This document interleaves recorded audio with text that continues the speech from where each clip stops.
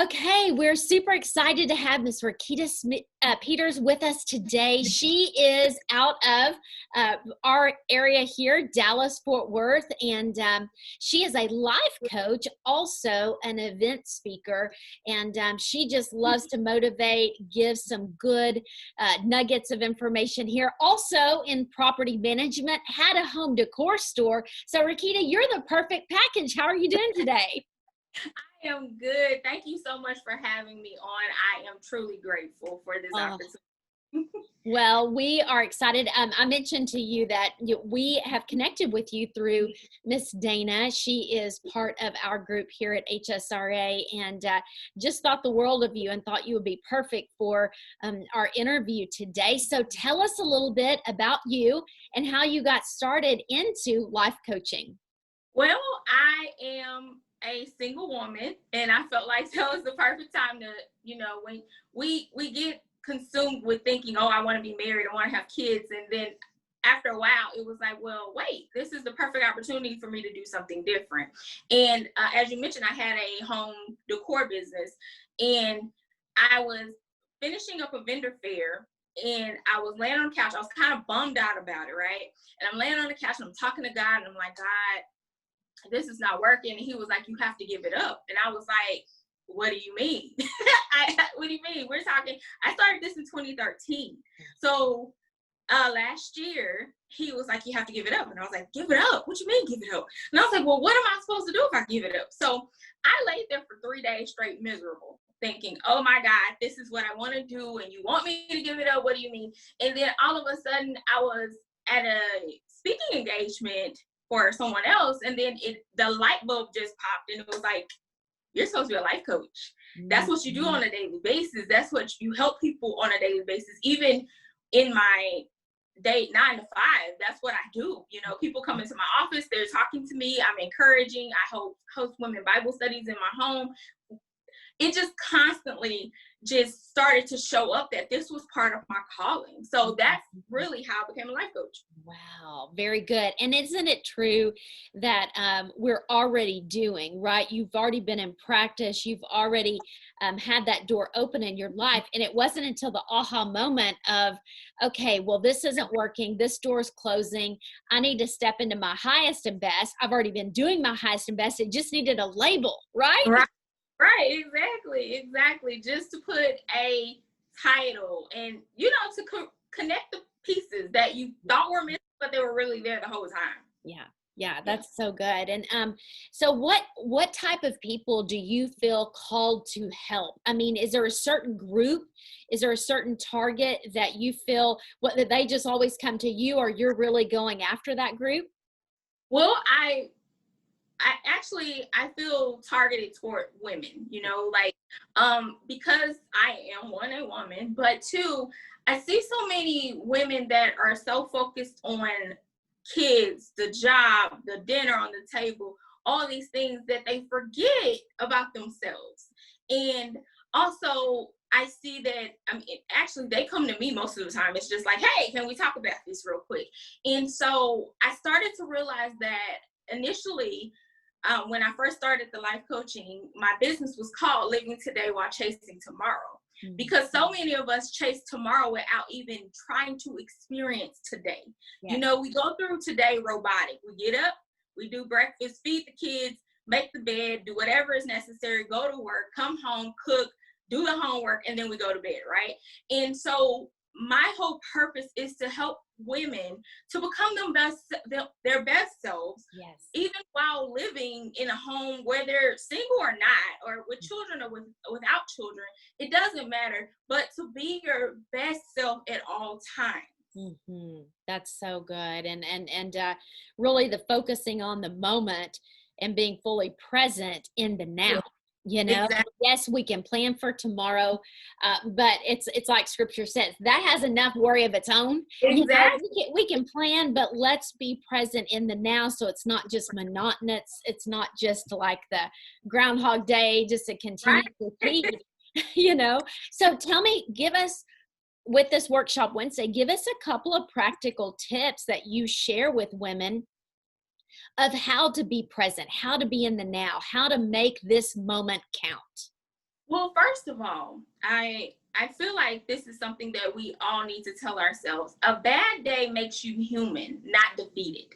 Ah, You're not defeated because you have a bad day, you have a bad moment, a bad week even. It's all the fact that everything still works together for the good, right? And yes. so if we start to focus moment by moment, because some people can't focus on the whole day itself, but if you start to just get a little bit of light in the darkness of, okay, what good happened to me today? I woke up.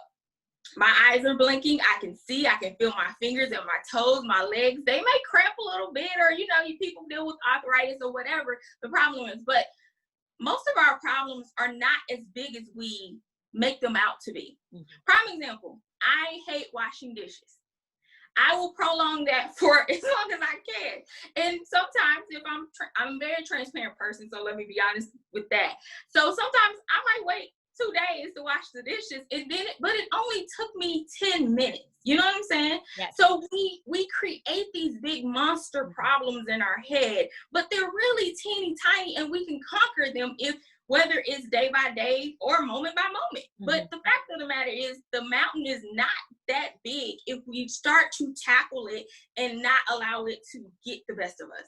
Oh, that's good. And so when you're thinking, I mean, two things come to mind here. I'm taking notes, and I love, a bad day just means we're human, and it is a mindset shift, because if we see this mountain that's really just a molehill, it's 10 minutes. Yes, we don't enjoy possibly doing a task, or we're not looking forward to having that tough conversation with someone, whatever is in front of us, but we worry, we stress, and it's like that could have already been over. Let's move on. Yes. I mean, we do that all the time. And when I'm talking to my clients, a lot of times they're like, oh, well, I got to do this, and I got to do this, and I got to do this, and I can't take care of this because I got to take care of the kids, and I got to do this, and I got to do that. And it's like, wait.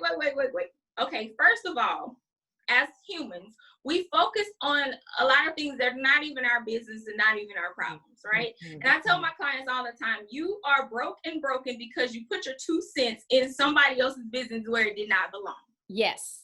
So a lot of times we get so overwhelmed with so much, but half of them are not even our problems to handle in the first place. That's right. It's like you said, it's Crystal works with us, and she says, it's not my monkey, not my circus, right? We want to get involved in other people's stuff. We started watching whatever, the stories on, at a young age, like The Days of Our Lives. And it just continues to, like, we want to get in other people's business. We want to give our 2 cents. And it's like, first, right, like, take the stick out of your own eyes, deal with your own problems. Exactly.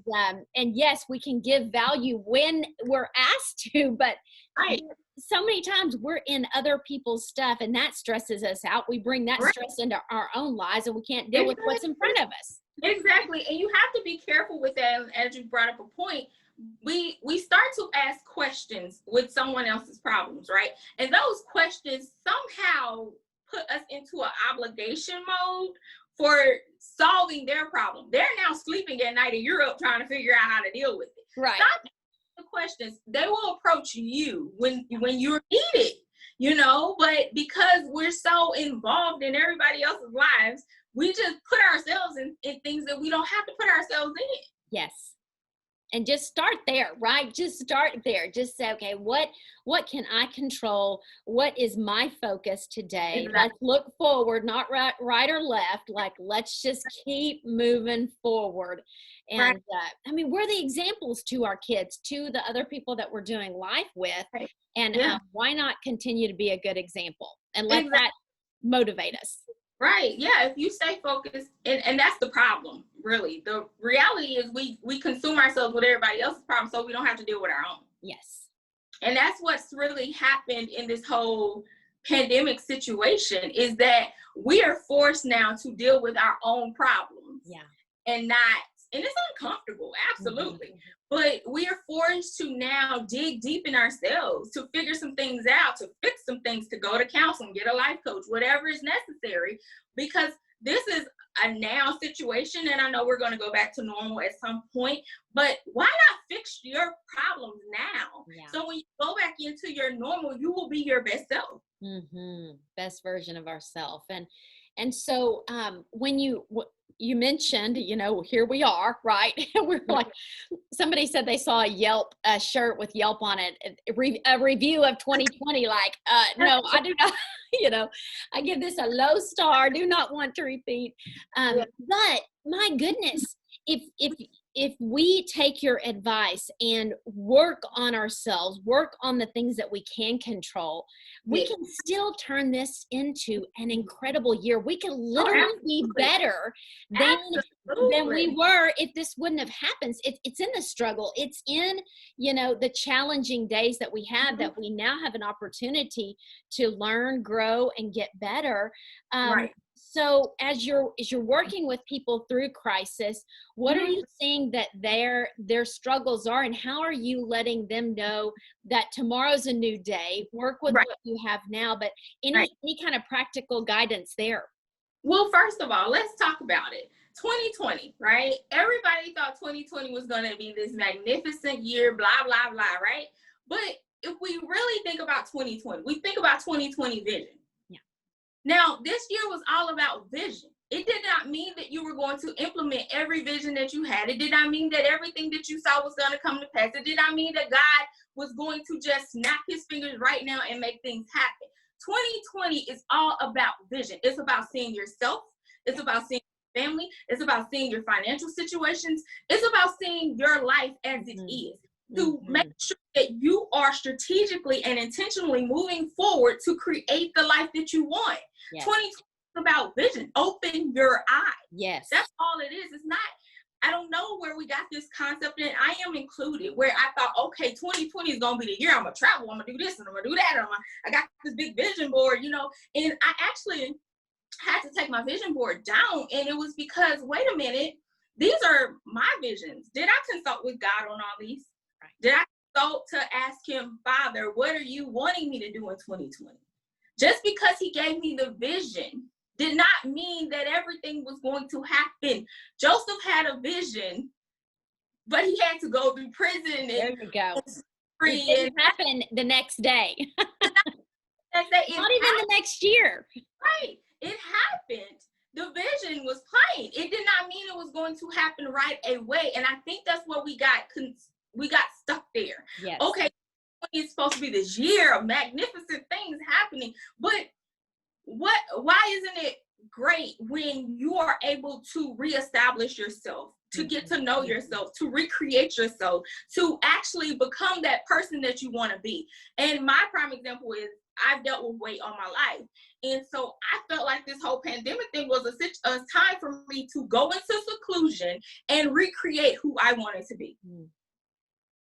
And like that's the cocoon, right? It's the cocoon, and the butterfly comes out, and it's not an immediate overnight process. And everything can still happen on our vision, but in God's timing, not ours. And this isn't the time to say, oh well, let's our ways we know are not his ways. Our timing is not his timing. And so more than we can ask or think with our businesses, with our family.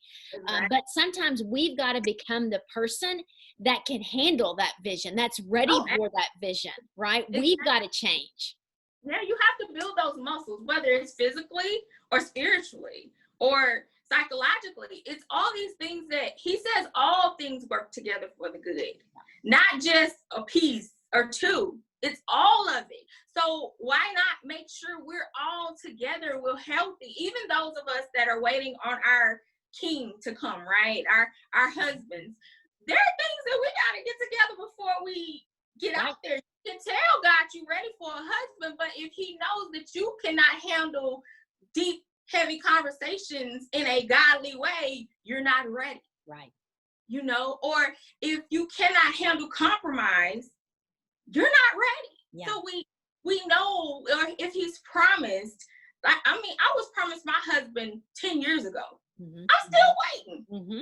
But in that waiting season, I've been able to move and to change, and he's pruning me. He's making me my own, because sometimes the things that he has for you, the dreams that he gives you, the visions he gives you are so big that you have to conquer those on your own, because you don't have the time to be a wife and be a mother and all these things at the same time. So it's just all about your season and the lane that you're in at the moment. Yes. And when you're working with people and you're taking them through this process of growing and development, how much of the stuff that you talk about with women, with people that you're working with, deals around mindset and deals around discipline? Oh man, they're both the essential parts of this thing. Yes, right? Like we got to think right. And then we got to be disciplined enough to act out and actually do. And sometimes it's discipline just to change the way you're thinking, and that's a daily basis thing because I am a fixer. Okay. Yeah. So I'm always like, I might see something and I have to go, that is not my problem. That is not my problem. That is not my problem. Not my circus. Yes. Before I can walk away because I know who I am. And that's why I'm like, okay, I have to always do that, the mindset thing. And even with, like I said, with working out and eating better and things like that, that takes mindset and discipline because if you do things robotically, you'll find yourself in the kitchen at the in the pantry eating something. And you're like, wait a minute, how did I even get here? Like, what really just happened? But it's all about wanting it so bad, your why being so big that you're willing to change everything around you to make those things happen. Oh gosh, that's amazing. I love it. Your why being so big that it impacts the way that you think and the way that you do.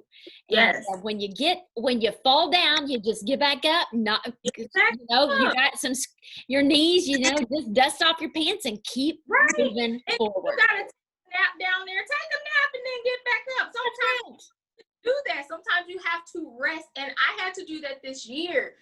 Even with dealing with the pandemic and just starting out and trying to revamp things and go different ways. And I was just like, okay, God, I gotta take a 5. Okay. Yes. I didn't mean 5 minutes. It took me a good 5 weeks to come up out of that. But the fact of the matter is, once you get closer to him, things just start to change. Once you start seeing yourself through his eyes and not society's eyes, not your family's eyes. And I told God yesterday, I am so thankful that you don't bless me based on somebody else's opinion. You bless me based on what you feel that I should have. Because if it was up to my family, I would have married somebody a long time ago and I'll be living somewhere else, But the fact of the matter is he has the control. But once we start to lean into him, he provides everything. And it doesn't have to be perfect. You just have to be present. Yes. Be present. That's amazing. Well, and I've got a ton of notes, and I love it. I love that you have given us some incredible thoughts here, and how to take action, how to move forward, and, have grace with ourselves, right? We're not going to be perfect. We have to just have that grace and have grace with others too. Right. Oh, absolutely. Absolutely. That's so good. Well, Rekita, tell people how they can connect with you. What's the best way to connect with you if they want to learn more or reach out to you? Well, I have a website, which is rekitapeters.com, ReKitapeters.com. My phone number is on there. You can text me, you can call me, and I'm on Instagram at Rekita Peters, and I'm on Facebook at Rekita Peters. So those are the things. But I am a texter, so if you feel like you have a question, just text me. That's good. And we'll make sure all the links are on in the chat. And I know, like I said, you're so amazing as far as home decor, property management. But I think you have given us the most important pieces to move us forward. And that is just the focusing on today, focusing on what we can do today. Address what's in front of us. Don't be hard on ourselves when we have a bad day. It's part of the process. And then making sure that we are present in the moment, and making sure that we also are involved in others. Our highest and best, take care of ourselves so we can help take care of other people, right?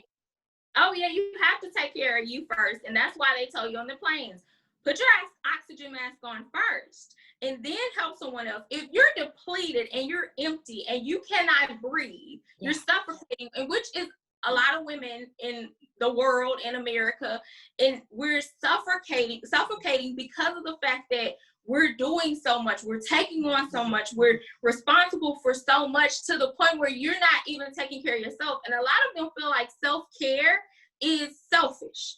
And no, it is the best thing you could do for you and your family, because you have to be at least at 80% full to give anybody. There you go.